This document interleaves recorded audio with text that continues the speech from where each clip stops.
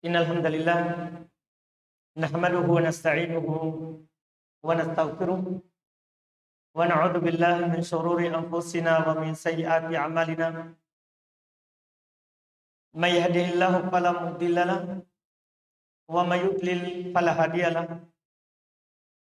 Asyhadu an la ilaha illallah wahdahu la syarika lahu wa asyhadu anna Muhammadan abduhu wa rasuluh. Sallallahu ala nabiyyina Muhammadin wa ala alihi wa ashabihi wa man tabi'ahum bi ihsan ila yaumiddin. Amma ba'd. Al-ikhwan wal akhwat rahimani wa rahimakumullah. Alhamdulillah, kembali di malam hari ini kita melanjutkan kajian kitab Bulughul Maram min Adillatil Ahkam karya Imam Al-Hafidz Ibn Hajar Asqalani Syafi'i rahimahullahu ta'ala. Kita di malam hari ini alhamdulillah masih dalam pembahasan waktu sholat. Di pertemuan terakhir kita sudah sampaikan hadis terkait dengan waktu sholat, yang mana dalam waktu sholat kita sudah baca hadis Jibril, itu beliau turun mengimami Nabi kita Muhammad SAW dan para sahabat diimami oleh Nabi dalam 2 hari 2 waktu. Dan juga kita sudah baca hadis Abdullah bin Amr ibn al-As, juga hadis Buraidah, serta hadis Abu Musa, yang mana kita telah diterangkan awal waktu, demikian pula akhir dari setiap waktu sholat. Setelah itu beliau sampaikan lagi beberapa hadis terkait dengan waktu yang paling utamanya. Jadi waktu itu kita sudah tahu. Setelah itu beliau ingin menyampaikan kepada kita dari waktu yang telah disampaikan di pertemuan sebelumnya, di hadis sebelumnya, yang mana zuhur mulai dari zawal matahari tergelincir sampai bayangan sama dengan bendanya. Waktu asar mulai dari situ sampai bayangan benda 2 kali lipatnya. Waktu maghrib ketika matahari terbenam. Waktu isya ketika cahaya atau warna merah hilang di ufuk barat. Waktu subuh ketika terbit fajar shadiq. Sekarang beliau akan sampaikan di waktu-waktu ini kapan utamanya kita melakukan sholat. Kapan utamanya kita melakukan sholat. Beliau akan sampaikan dalam masalah ini 5 hadis, dan kita baca sekaligus ya, baru kita ambil fikinya. Karena 5 hadis ini adalah rincian waktu utamanya dari waktu sholat, kalau tidak memberatkan bagi kita untuk melakukannya. Kata beliau rahimahullah di hadis 147 di penomoran cetakan yang ana pegang. Kata beliau, wa an Abi Barzah Al-Aslami radhiyallahu ta'ala anhu qala kana Rasulullah sallallahu alaihi wasallam yusalli al-asr thumma yarji'u ahaduna ila rahlihi fi aqsal madinati wasyamsu hayyah wa kana yastahibbu an yu'akhkhira min al-isya wa kana yakrahu an-nawma qablaha wal haditha ba'daha wa kana yanfatilu min salatil ghadati hina ya'rifu ar-rajulu jalisahu wa yaqra bisittina ilal mi'ati muttafaqun alaih. Ini hadis pertama riwayat Imam Al-Bukhari dan Imam Muslim. Kata beliau dari Abu Barzah Al-Aslami radhiyallahu taala anhu beliau berkata, adalah Rasulullah SAW sholat asar, kemudian salah seorang dari kami kembali ke rumahnya di ujung Madinah, artinya jauh dari Masjid Nabawi. Dia kembali ke rumahnya dalam keadaan matahari masih terik panas, masih terang. Masih terang.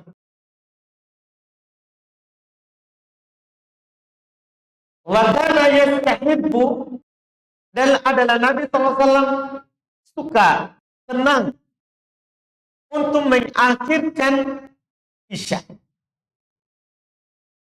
Wa kana yakrahun naum qablaha wal haditha ba'dah. Dan adalah Nabi sallallahu alaihi wasallam memakruhkan tidur sebelum Isya dan bercerita setelah Isya. Dan adalah Nabi SAW sholat subuh ketika seorang sudah mengenal teman dekatnya, teman sampingnya. Dia sudah terang. Dan beliau biasanya membaca sekitar 60 ayat atau 100 ayat di sholat subuh. Ini riwayat Imam Al-Bukhari dan Imam Muslim. Kita baca lagi hadis setelahnya karena nanti akan terhubung semuanya. Dikompromikan semua hadis nanti akan tersimpulkan mana waktu utama dari waktu-waktu sholat. Kata beliau wa indahuma, juga dalam riwayat Imam Al-Bukhari dan Imam Muslim, min hadits Jabirin, dari hadits Jabir. Kalau tadi hadisnya Abu Barzah Al-Aslami. Ada lafaz wal isya'u ahyanan wa ahyanan. Tadi kan langsung Nabi senang mengakhirkan Isya.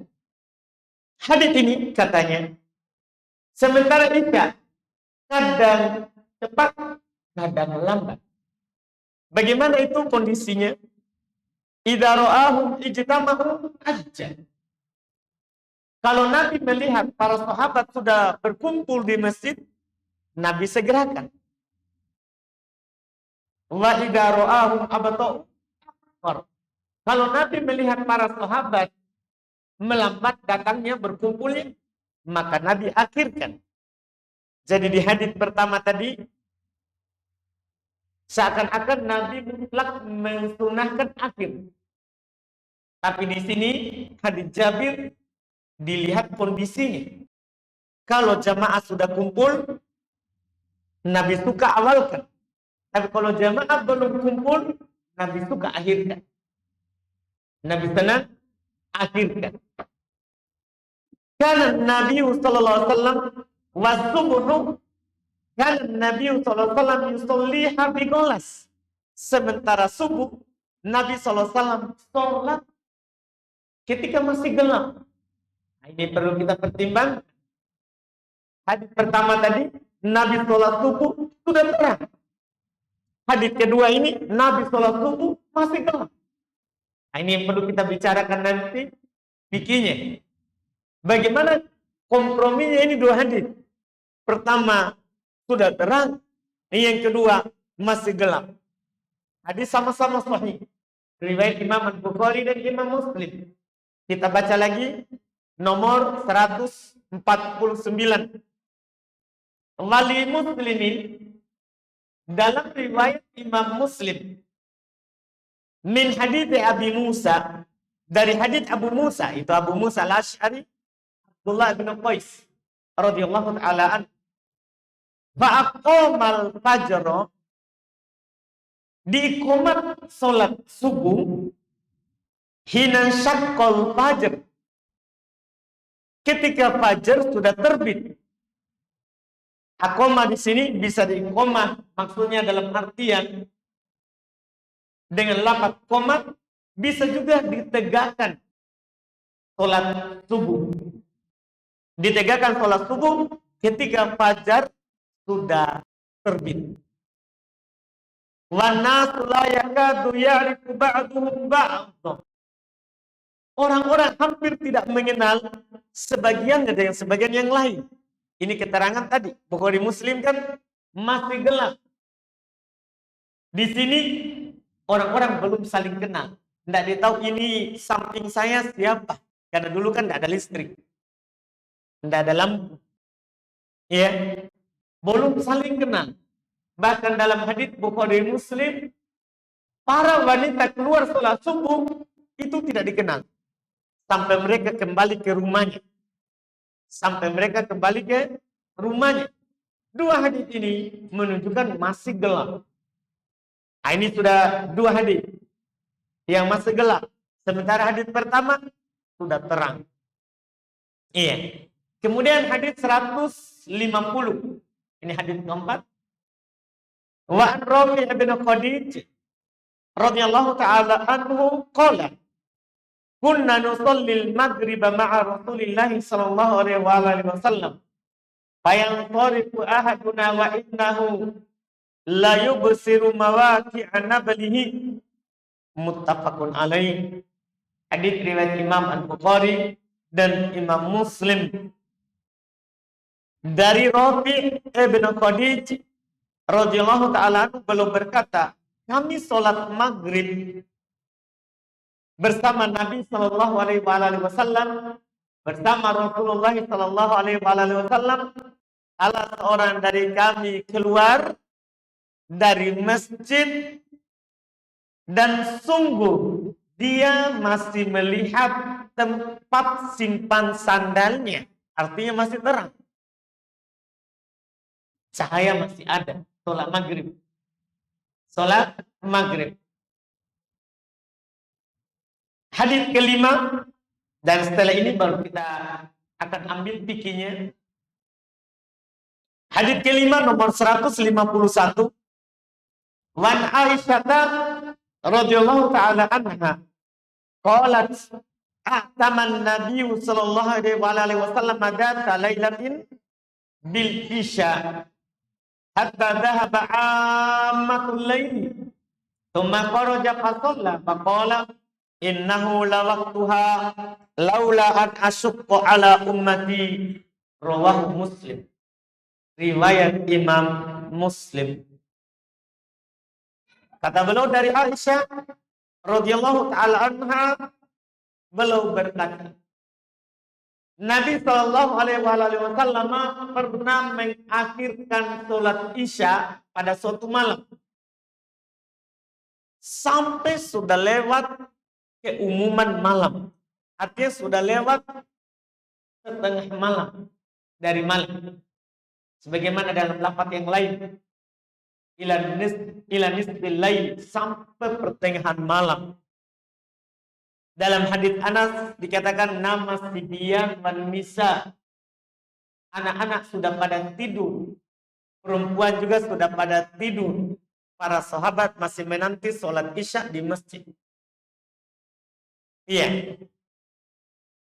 Kemudian Nabi keluar dan Nabi sholat mengimami para sahabat. Dan setelah itu Nabi bersabda, inilah waktunya kalau tidak memberatkan umat. Inilah waktunya jika tidak memberatkan umat. Ini 5 hadits, alhamdulillah.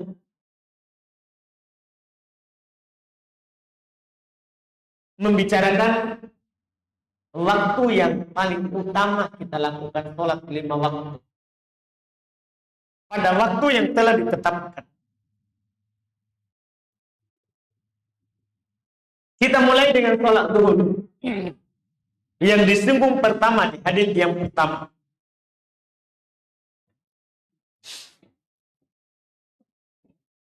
Para ulama rahimahumullah, sebagaimana yang dinukil oleh Al-Imam Ibnu Qudamah,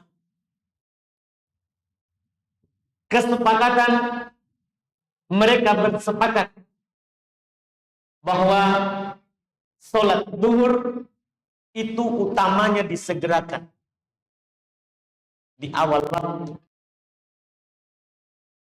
saat zawal, di waktu yang kita uraikan di pertemuan sebelumnya. Ketika matahari di atas kepala kita tidak ada bayangan. Muncul bayangan sedikit ke arah timur, disitulah yang paling utamanya. Itu tidak diperselisihkan. Karena datang beberapa hadis yang menjelaskan hal tersebut dari Nabi kita Muhammad sallallahu alaihi wasallam.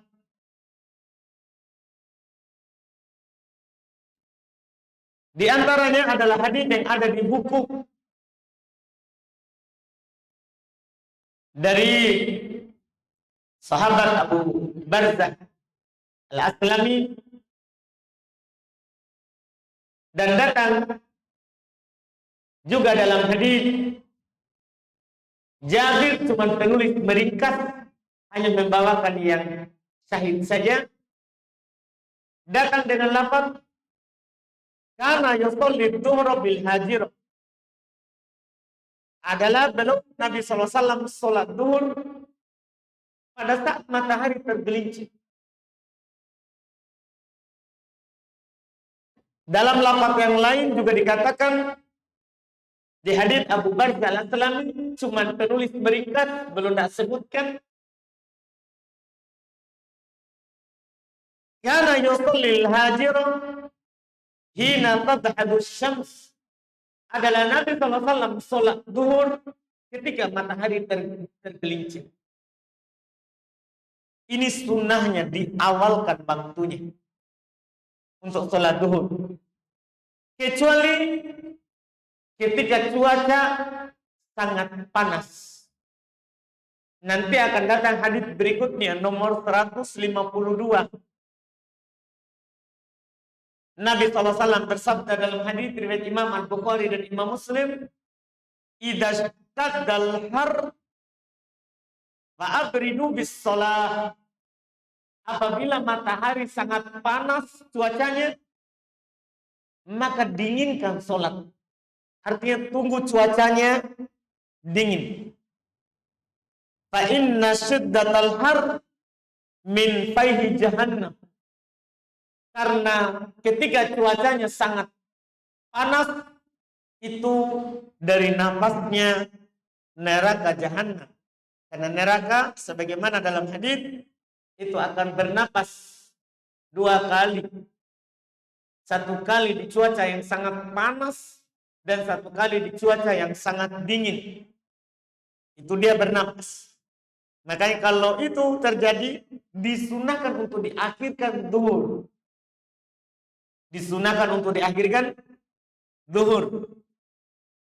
Kalau tidak seperti itu, sunnah dia. Sunnah di awal. Ini terkait dengan sholat zuhur. Adapun asar,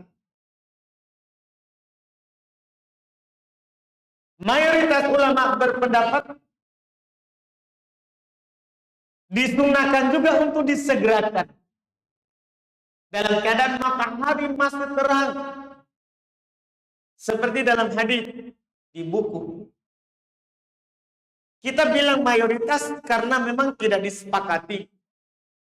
Orang-orang Hanafiyah, mereka lebih mengutamakan kalau bayangan sudah 2 kali lipatnya. Kalau dalam pendapat Ashabur Ra'i, orang-orang Hanafiyah, bayangan sudah 2 kali dari bendanya, itu kan akhir waktu pilihan. Dari waktu asar. Orang Hanafiyah berpendapat di situ. Tapi pendapat yang kuatnya adalah berdasarkan hadis yang ada di buku. Nabi SAW melakukan sholat asar.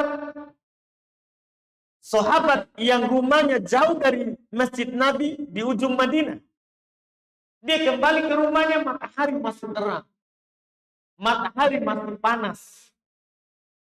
Itu menunjukkan Nabi segerakan, yaitu pas bayangan benda sama dengan bendanya di awal waktu masuk waktu asar.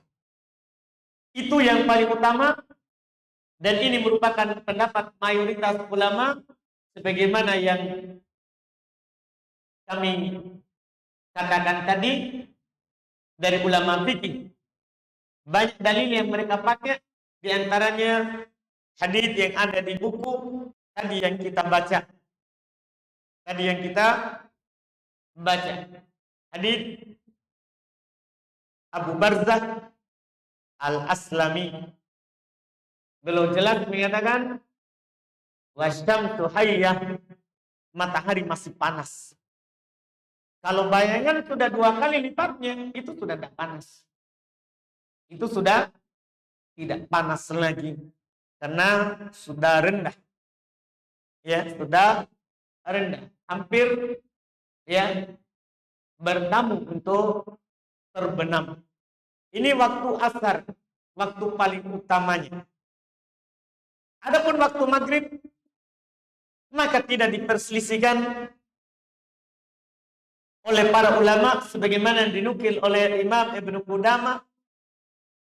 Demikian pula Al-Imam Ibnu Mundir dalam madhab Syafi'iyah disunahkan untuk disegerakan maghrib, karena memang datang dalam sebagian lafaz dari Nabi kita Muhammad sallallahu alaihi wasallam, wa kana yusallil maghriba idza wajabatis syams. Adalah Nabi sallallahu alaihi wasallam salat maghrib apabila matahari telah terbenam.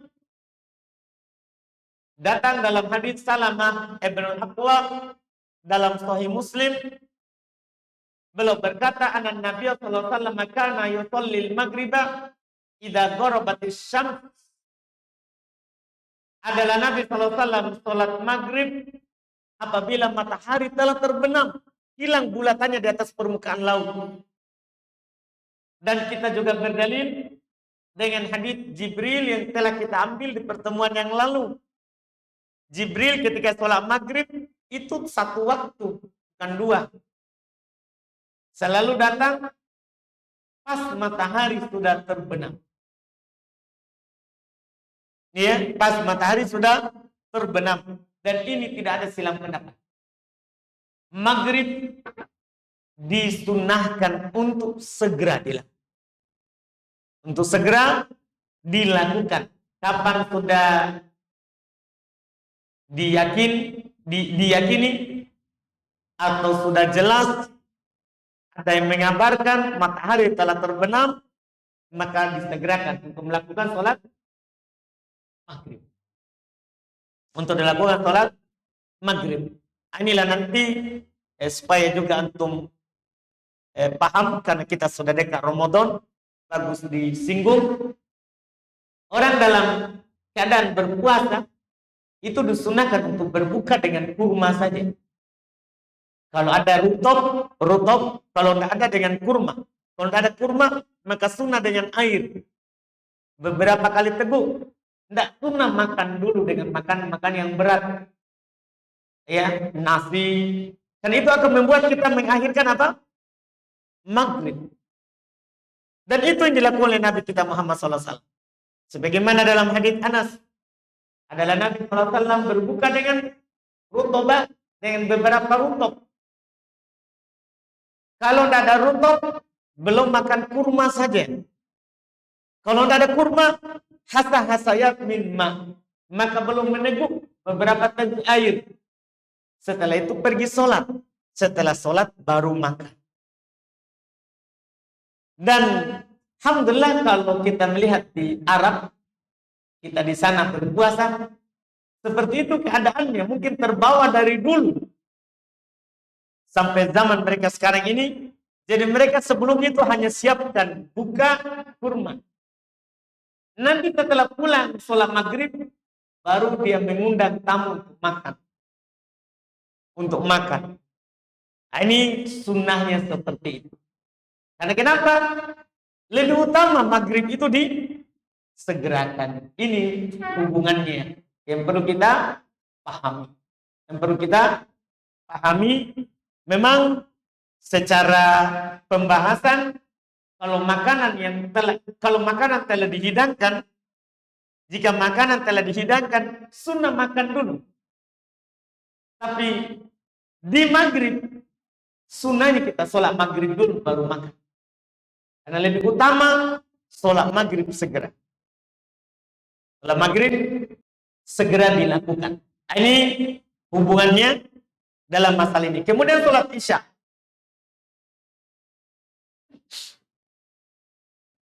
Mayoritas ulama rahimahumullah berpendapat sholat isya paling utama diakhirkan. Paling utama diakhirkan. Berdalil dengan hadis Aisyah dalam buku tadi nomor 151. Nabi mengakhirkan sholat isya dan belum berkata, kalau tidak memberatkan, saya akan akhirkan waktunya di sini. Inilah waktunya. Itu dalil dari mayoritas ulama rahimahumullah ta'ala. Mayoritas ulama madhab. Tapi dihikayatkan dari Imam Syafi'i, beliau lebih mengutamakan kalau di awal waktu. Beliau mengutamakan di awal waktu. Beliau berdalil dengan hadis yang Nabi SAW bersabda, awal waktu ridwanullah. Awal waktu itu adalah ridho Allah. Hanya saja hadis ini dhaif. Hanya saja hadis yang dipakai oleh Imam Syafi'i ini adalah hadis yang dhaif. Oleh karena itu, pendapat mayoritas tentunya itu lebih kuat. Yang mengatakan sunnah untuk diakhirkan. Kalau sekiranya tidak memberatkan. Sunnah untuk diakhirkan jika tidak memberatkan. Jika tidak memberatkan. Tapi kalau memberatkan, kalau kita sudah melihat orang berkumpul, diawalkan saja. Karena ketika memberatkan, itu dihindari.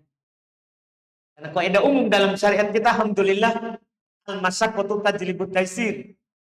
Ketika memberatkan, wajib dipermudah. Ketika itu memberatkan, wajib kita permudah. Ini yang perlu juga dilihat. Karena seorang imam itu, dia tidak melihat dirinya saja. Iya, harus melihat jamaah. Karena itu yang diisyaratkan oleh Nabi SAW. Belum katakan, man amman nas falyukhafif. Siapa yang sholat mengimami manusia, hendaklah dia ringankan. Karena kadang di belakangnya ada orang tua, di belakangnya ada orang lemah, ada orang sakit, ada dzal hajah. Ada orang yang punya kebutuhan setelahnya. Dia ada yang dia mau selesaikan. Segera setelahnya. Ini yang harus dia perhatikan. Karena imam itu bukan sholat mengulang hafalan. Tapi dia sholat mengimami manusia, harus dia melihat keadaan orang. Keadaan orang. Tapi kalau semua jamaah sepakat untuk mengakhirkan, itu lebih utama. Itu lebih utama. Ini waktu isya. Ini waktu isya. Sisa satu waktu subuh. Tadi kita melihat riwayat yang disebutkan oleh Al-Imam Al-Hafidz Ibnu Hajar. Ada dua riwayat yang beliau sebutkan. Satu riwayat Nabi SAW sholat ketika sudah terang. Satu riwayat lagi yang beliau sebutkan Nabi sholat ketika masih gelap di subuh. Sampai dikatakan tidak ada yang saling mengenal. Ini riwayat sama-sama sahih dan bertentangan. Maka para ulama kita rahimahumullah telah memberikan kita beberapa jalan keluar. Ada 4 jalan keluar yang bisa kita tempuh kalau ada hadis sekiranya kelihatannya bertentangan. Nah, ini yang 4 ini mungkin bagus kita tahu supaya tidak bingung kalau ada hadits yang bertentangan. Langkah pertama, kompromikan kalau bisa. Kalau tidak bisa dikompromikan, disatukan, cari mana yang duluan, mana yang belakang.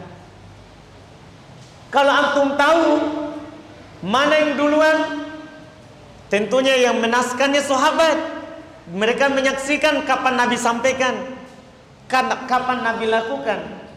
Kalau ditahu mana yang duluan dan mana yang di belakang, maka ini yang belakangan menghapus itu yang duluan, walaupun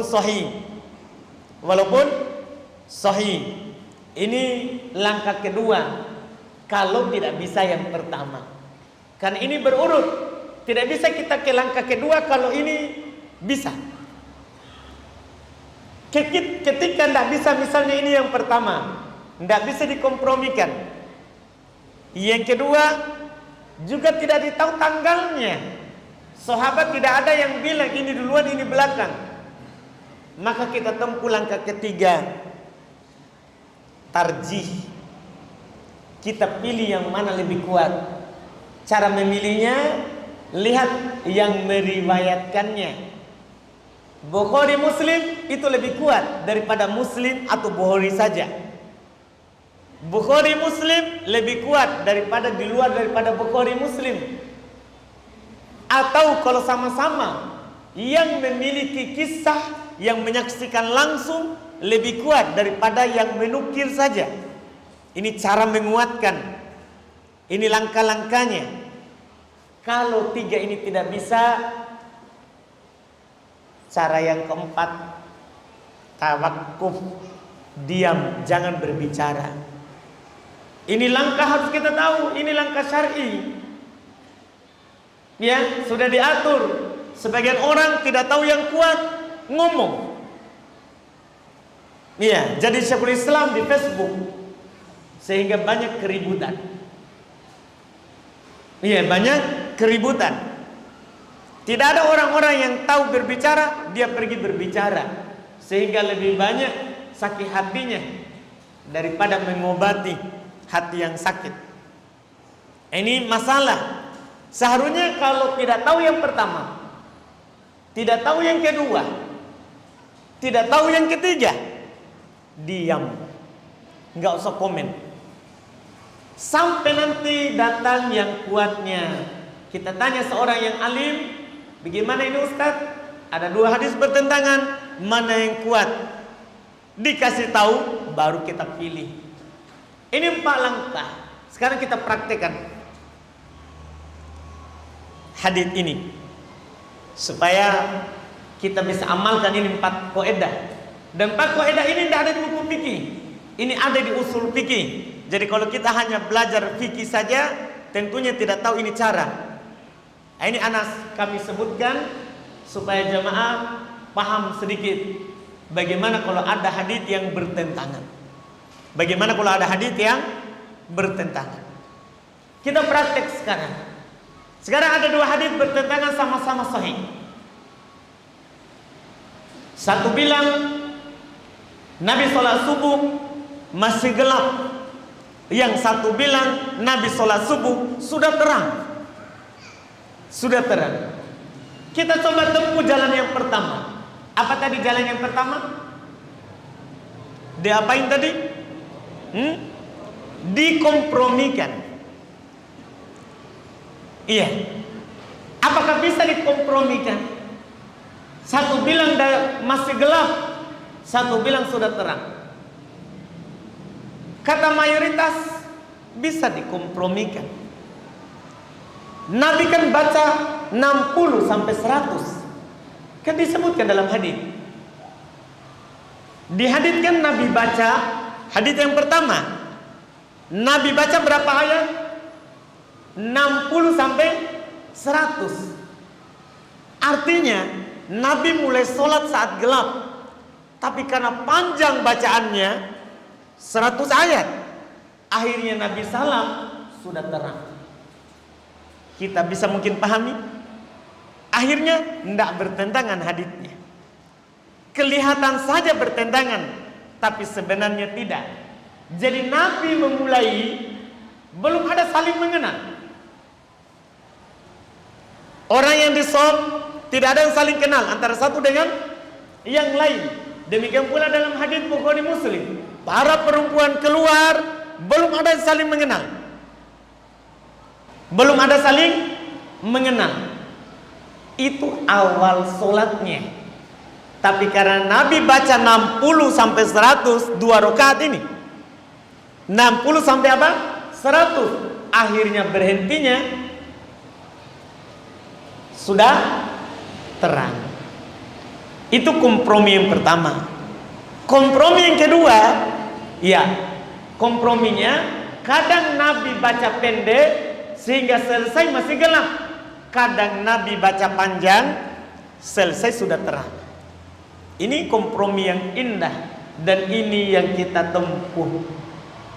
Karena ketika kita beralih ke yang kedua, berarti kita akan amalkan satu hadis, buang hadis yang lain. Kalau yang pertama ini kita beramal dengan 2 hadis. Beramal dengan 2 hadis lebih utama daripada beramal dengan 1 hadis.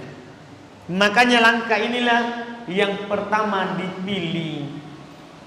Ini kompromi yang sangat indah dari hadis yang belum sampai. Inilah waktu subuh. Nabi sholat di awal waktu saat gelap. Kemudian Nabi keluar dari sholat subuh saat terang. Saat sudah terang. Ini mudah-mudahan dipahami komprominya.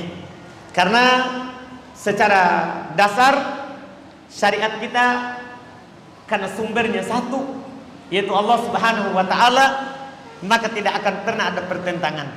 Kalau ada yang menyatakan bertentangan, itu pikiran kita saja belum bisa menyatukannya. Kita yang kurang paham terkait dengan dalil. Kalau sama-sama sahih, kalau satunya dhaif, satunya sahih, ini memang tidak bisa dipertentangkan. Ini memang tidak bisa kita pertentangkan. Ini alhamdulillah mungkin kita cukupkan di pertemuan malam hari ini, karena memang alhamdulillah 5 hadis yang kita baca. Kita masuk di tanya jawab.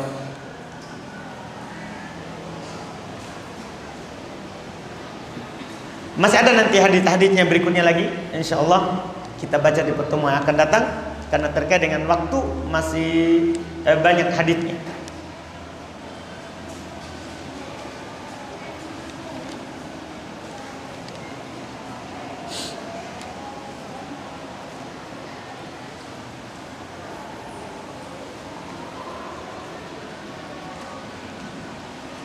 Kalau ada yang bertanya langsung silakan, boleh.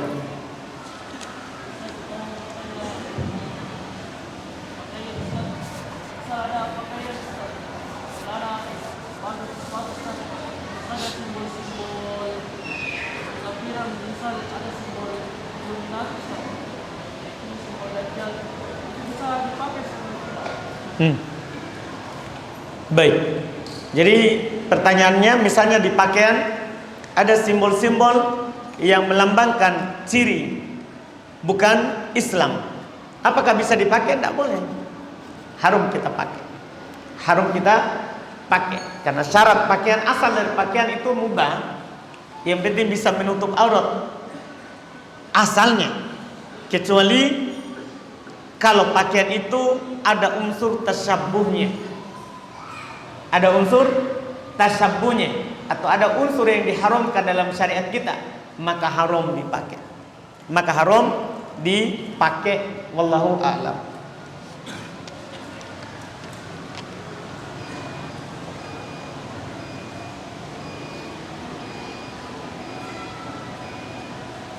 Apakah boleh kasih jalan sumbangan di saat orang meninggal? Kenapa? Kenapa kita kasih jalan sumbangan? Kalau karena utangnya, tidak ada masalah. Kalau karena utangnya, maksudnya ini orang meninggal banyak utangnya, boleh kita bertawun untuk membayarkan utangnya. Membayarkan utangnya berdalil dengan apa yang dilakukan di zaman sahabat. Nabi sallallahu alaihi wasallam pernah mau mensolati seorang jenazah, Dikatakan kepada Nabi dia punya utang 2 dirham. Maka Nabi berkata kepada para sahabat, solati saudara kalian. Solati saudara kalian. Maka ada dari salah seorang sahabat yang menanggung utangnya. Baru Nabi solati. Tidak apa-apa menanggungkan utang saudara kita, kalau itu yang dimaksudkan. Kalau itu yang dimaksudkan, wallahualam, itu dibolehkan. Apakah boleh menyimpan tempat amplop di dekat orang yang meninggal? Iya. Tidak ada salahnya. Tidak ada salahnya hal tersebut, yaitu menyimpan tempat amplop di dekat orang yang meninggal. Iya, kalau kita meninggalkannya, tidak lakukan, itu lebih bagus, lebih baik.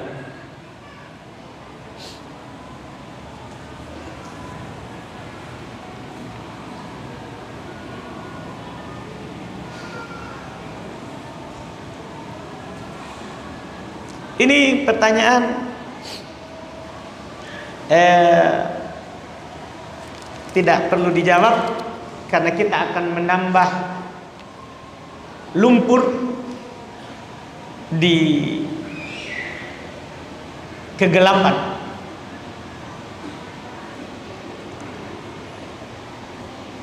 Kalau yang viral-viral kita tidak mau tanggap. Nanti kalau lepas viralnya baru. Kita tidak usah ikut rame-rame saat rame. Tidak perlu seperti itu. Iya, tidak setiap yang rame itu antum viralkan. Iya. Kita menahan lisan, menahan tangan lebih baik. Ya, karena di saat fitnah itu kita diam lebih aman daripada kita berbicara. Saat fitnah itu kita diam, itu lebih bagus. Itu lebih bagus. Dan itu yang dinasihatkan oleh Nabi SAW, yang mungkin kadang orang-orang di masa ini kadang mereka lupakan. Iya, kadang mereka lupakan. Dinasihatkan oleh Nabi SAW ketika banyak terjadi kekacauan, fitnah berkecamuk, apa yang harus dilakukan? Kamu pergi bersendiri, ya, sibuk dengan gembalaan. Yang punya pertanian sibuk dengan pertaniannya. Yang tidak bisa dia pergi menggigit, ya, akar-akar kayu. Itu lebih baik daripada dia masuk. Jadi jangan suka ikut, ya, komen, atau bahkan hanya sekadar kasih jempol, ndak usah. Ndak usah. Ya. Kita lebih baik selamat, diam, iya. Dan kita tidak dihisab dengan perbuatan orang lain di hari kiamat. Kita tidak dihisab dengan perbuatan orang lain di hari kiamat. Iya. Tidak perlu kita ikut campur dalam hal tersebut.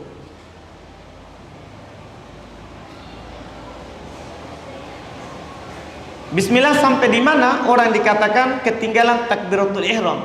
Ya kalau dia tidak ikut bersama imam dari awal, itu sudah ketinggalan namanya. Ya, dia datang, imamnya sudah takbir, itu sudah ketinggalan.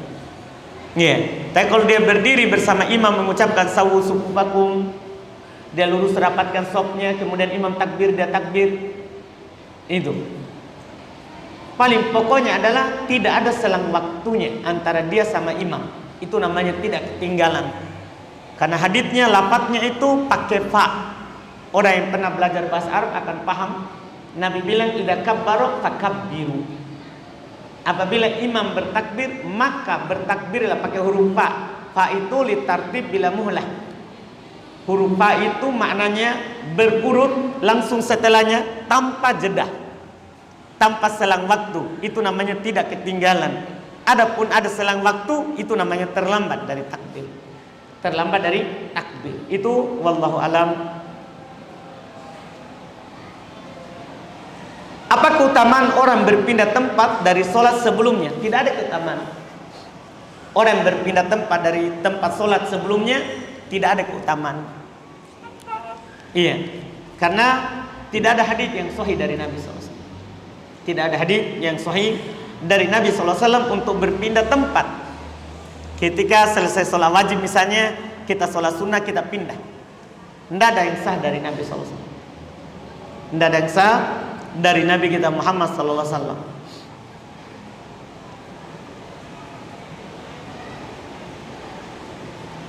Kemudian pertanyaan berikutnya, ada yang langsung?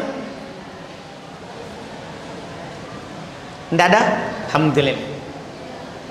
Apa Ustaz, saya mau bertanya. Saya mempunyai anak perempuan. Terus suami saya meninggal dan saya menikah lagi. Yang saya pertanyakan, kalau anak saya mau menikah, siapa yang menjadi walinya? Apakah bapak sambungnya atau pihak keluarga bapaknya? Kalau ada kakeknya, kalau tidak ada maka pamannya dari pihak bapak, dari pihak bapaknya. Kalau tidak ada juga maka pamannya kakeknya dari pihak ibu. Kalau tidak ada pamannya dari pihak ibu. Karena ulul arham ba'duhum aula bi ba'd. Orang memiliki ikatan rahim itu lebih utama daripada sebagian yang lain. Lebih utama daripada sebagian yang lain. Itu yang terkait dengan masalah perwalian saat nikah. Wallahu alam.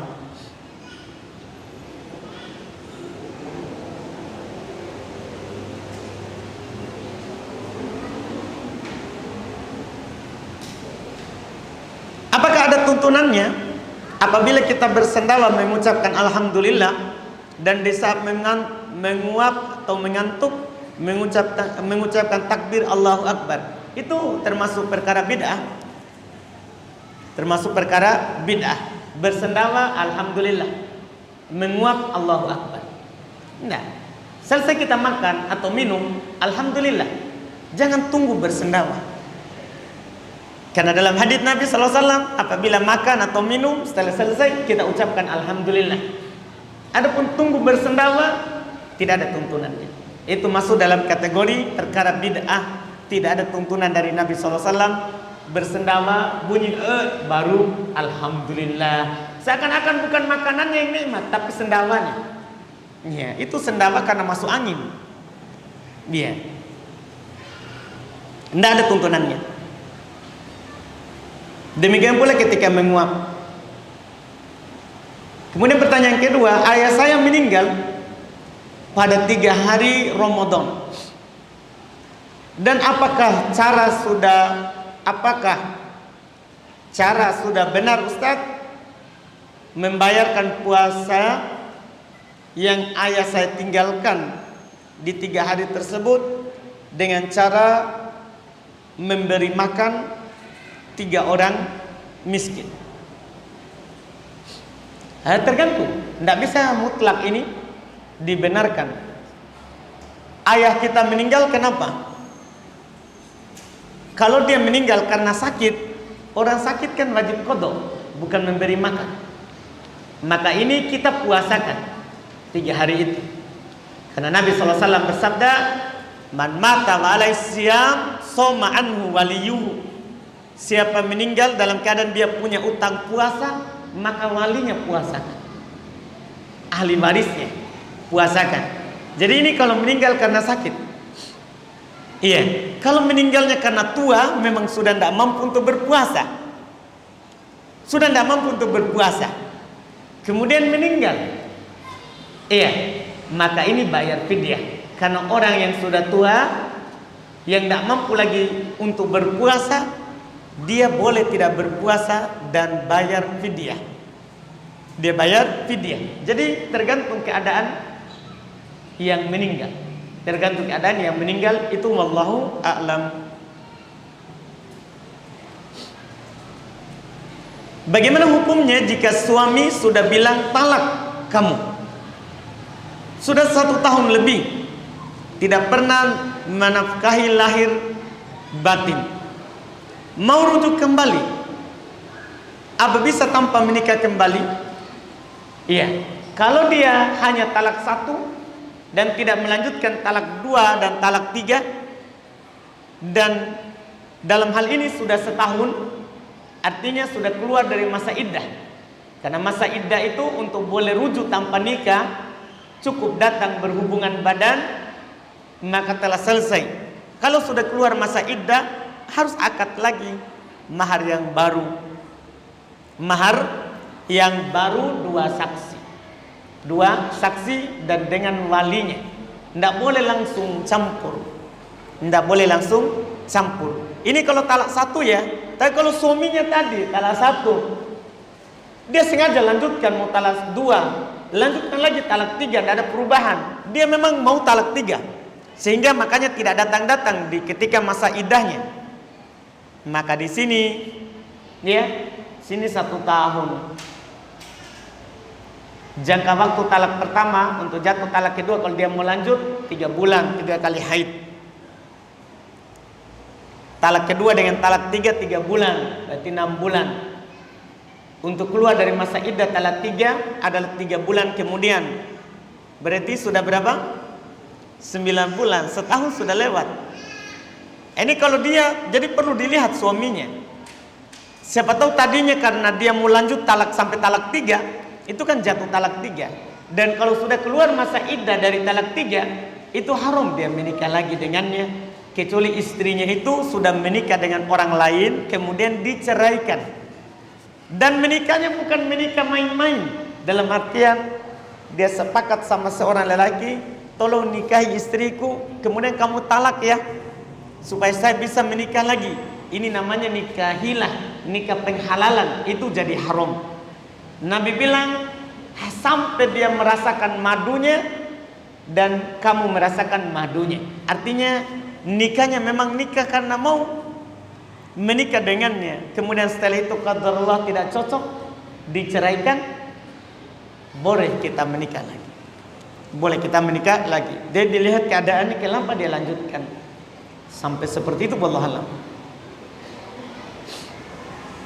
Bagaimana hukum saya membawa anak kecil yang belum balik ikut sholat sampai di belakang imam? Iya, tidak mengapa. Tidak mengapa, boleh.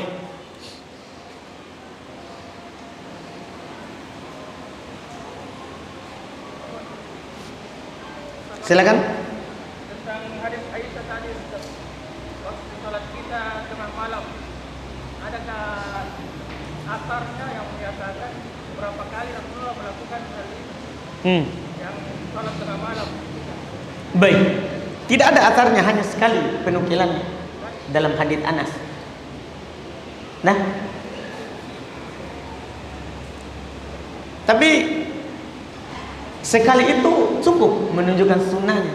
Tidak harus banyak kali baru kita bilang sunnah. Jangan sampai kita berpemahaman harus banyak kali baru dikatakan sunnah. Tidak, kalau Nabi lakukan cukup sekali, itu sudah dianggap.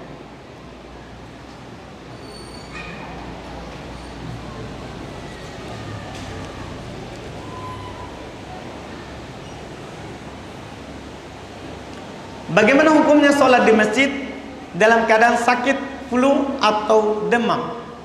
Boleh, tidak ada masalah. Walaupun ada udzur untuk kita sholat di rumah. Ada udzur untuk kita untuk sholat di rumah.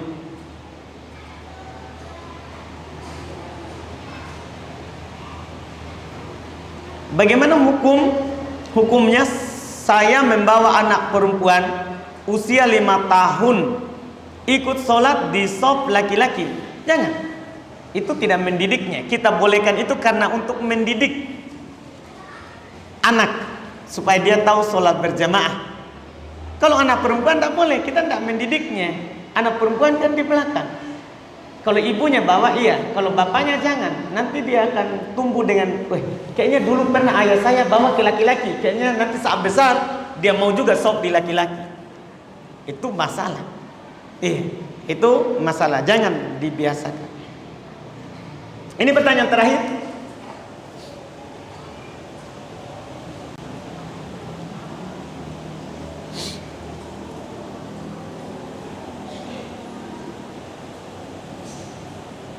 Dan pertanyaan sini, alhamdulillah, bagaimana cara agar sholat menjadi khusyuk?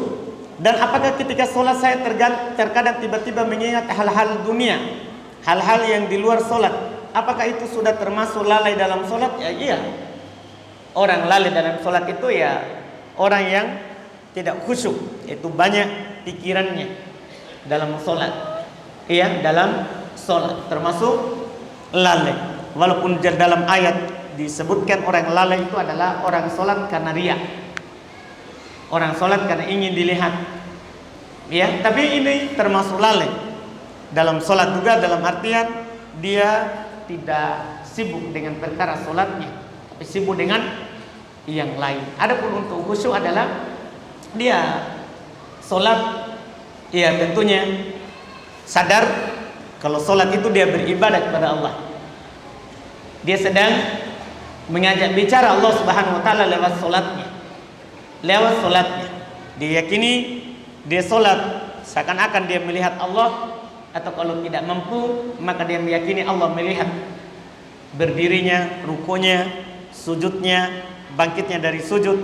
Allah melihatnya. Allah melihatnya. Dengan itu bisa membuat dia khusyuk di dalam sholatnya. Wallahu alam. Kita cukupkan, alhamdulillah, pertemuan kita di malam hari ini. Mudah-mudahan berfaedah dan bermanfaat. Semua yang benar itu semata dari Allah, yang kurang itu dari kekurangan kami dan dari syaitan. Subhanaka wa bihamdik, asyhadu an la ilaha illa anta astaghfiruka wa atubu ilaik. Assalamualaikum warahmatullahi wabarakatuh.